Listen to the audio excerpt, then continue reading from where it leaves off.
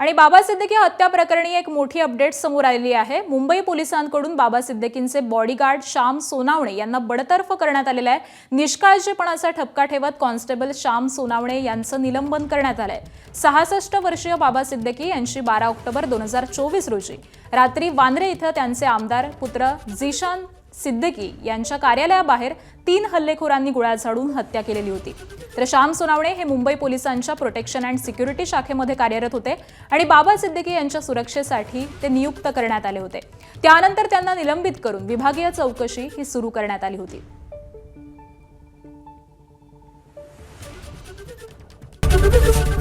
ABP माझा, उघडा डोळे बघा नीट।